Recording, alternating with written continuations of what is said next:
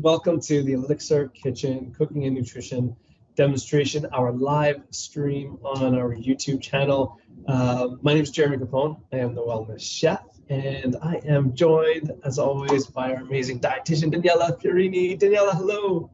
Hi. Is it too late to say Happy New Year? I'm going to say it anyway. So it's lovely to join you all today. I'm Daniela Fiorini. I'm a dietitian at Princess Margaret. I love doing these sessions with Jeremy. And today we thought we would highlight some of the specific nutrition needs of older adults with cancer and weave that into our discussion about each of the recipes. As per usual, Jeremy has worked his magic and created 3 amazing recipes for us to partake in today. So the first one is the pomegranate chicken bulgur salad. The second will be a shiitake mushroom soup. And the third, a creamy tangerine cashew pudding. It's already stimulating my saliva and my mouth is all watery right now. Anyway, we're going to go ahead. We're going to dive right into our first recipe, the pomegranate chicken bulgur salad. Now, this salad is a powerhouse of nutrients, good for anyone, but especially for older adults who may have cancer. As we get older, we need more protein, we need more fiber, and there's some specific vitamins and minerals like vitamin B12, iron, magnesium, calcium, vitamin D that are really important for us. So this salad provides a good mix of those nutrients, and it is easy for chewing and swallowing because sometimes people have problems with that too. So I've talked enough. I'm turning it over to Jeremy. Off we go to the kitchen. Thanks, Daniela. Yes, okay, so we're going to jump into our first recipe. For this one here, for all the recipes, really, we wanted to try to make them as accessible, as easy to prepare as possible, trying to limit the amount of work needed, necessary, right? If especially if we're working with a limited amount of energy to create a meal, we want to try to do that as efficiently as possible. So with this first recipe, what I wanted to do is come up with something to transform leftovers or some like ready-made items and ingredients, and that way it's more assembly and it's just as few steps as possible. So what I'm using here to start off this dish, the main protein for the dish is some chicken. This is already cooked chicken. This could be chicken from like a store-bought chicken, those whole roasted chickens. I know we teach a cooking nutrition class here, but we are all about convenience as well. And sometimes, those already roasted chickens are great to include into, different dishes.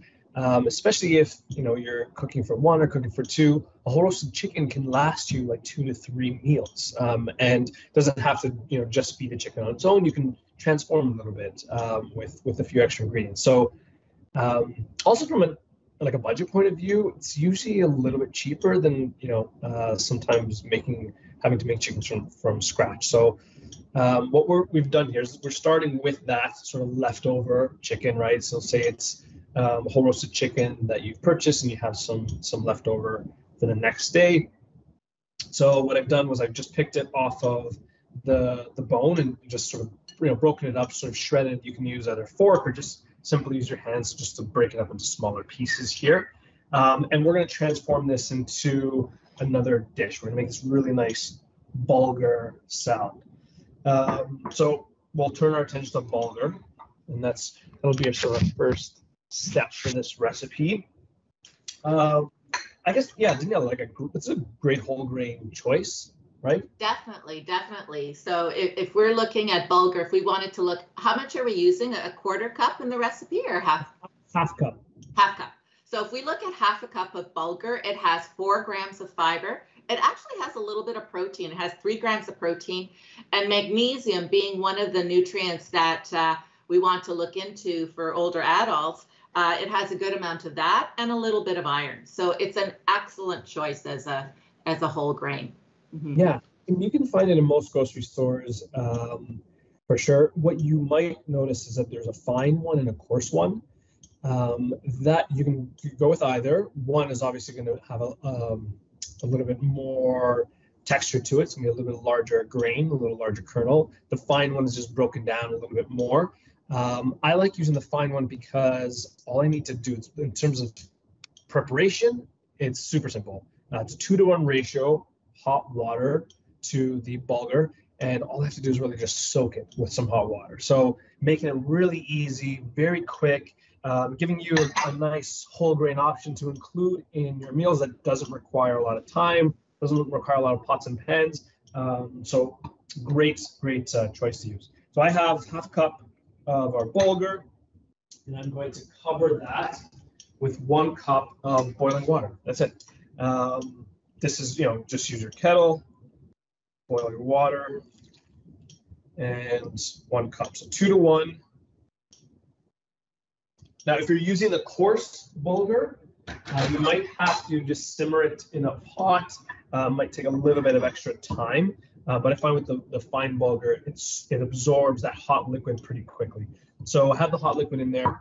I'm just going to cover it with a dish. You can cover it with like a dish towel just to trap the steam, and that will take about 10-12 minutes or so, and it's going to completely absorb that liquid in that water. Now you can add stuff to this as well to add some more flavors. You can definitely season the water. You can use a stock. You can squeeze a little bit of lemon in there, put some herbs, whatever you like to pump up the flavor. But at its simplest, to cook it, ratio 2-to-1, and just soak for about 10-12 minutes. Okay, so I'm going to put that aside. The great thing about that, Jeremy, just wanted to add, is the way you made it with the kettle.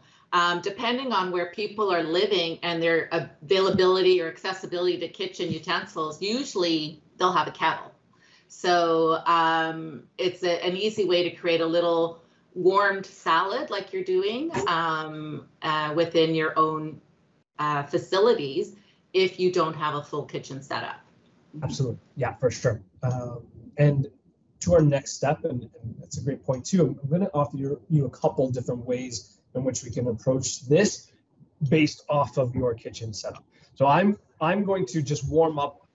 Anytime you have leftovers, you want to make sure that they're heated through if you're going to use them again. And so I want to make sure that I'm heating up that leftover chicken. It's cooked, but you want to make sure from a food safety point of view that we are heating it all the way through. So I'm going to do that in a saute pan, medium heat. That's just a little bit of oil, like a teaspoon of olive oil.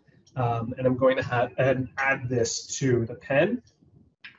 And we're going to just warm it up, maybe a couple minutes. I'll start to hear it sizzle.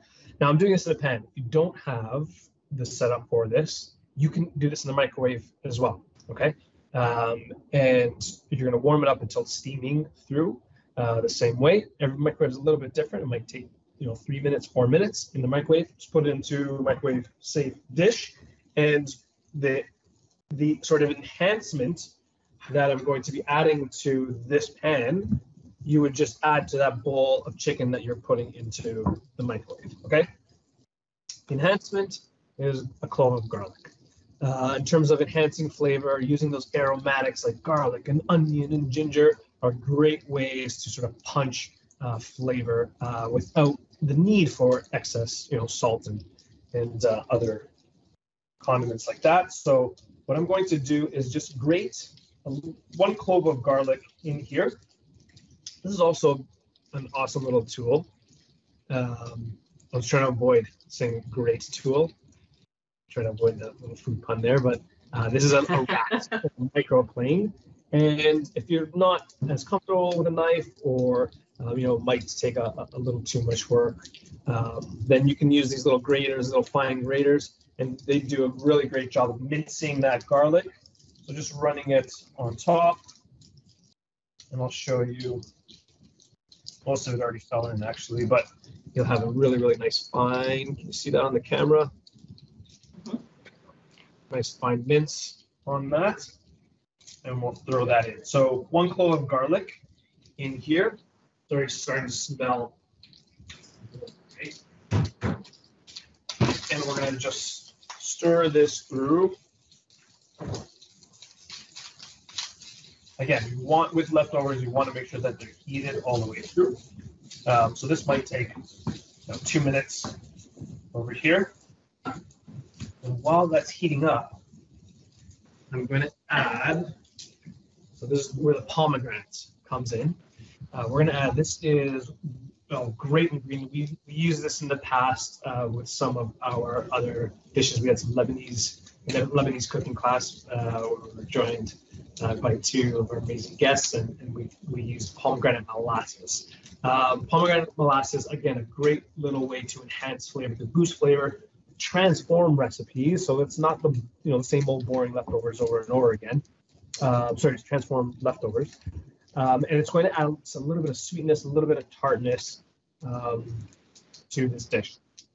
Now, if you can't find pomegranate molasses, it's in some grocery stores. It depends on if you have an international aisle, it might be there. If you don't have pomegranate molasses, you can use a little bit of honey, or you can even use a little bit of balsamic vinegar. So that balsamic vinegar will give it some of that tartness, which you'll get from this, and a little bit of sweetness too. Or if you just have honey, you can just use a little bit of honey for that sweetness as well. We don't need a lot. For about a cup of the leftover chicken, I'll add about a tablespoon. I'm just going to drizzle it on top. Jeremy, is there a difference in adding it now while it's heating or after? Adding it now, because it's super thick, is just going to help it melt and sort of coat everything evenly. Versus later, it'll be a little harder to combine. So now would probably be the best bet. And again, same thing. If you're going to use it and use your microwave to heat everything up, just add a tablespoon to the bowl before you put it in the microwave. So you're going to heat up everything together.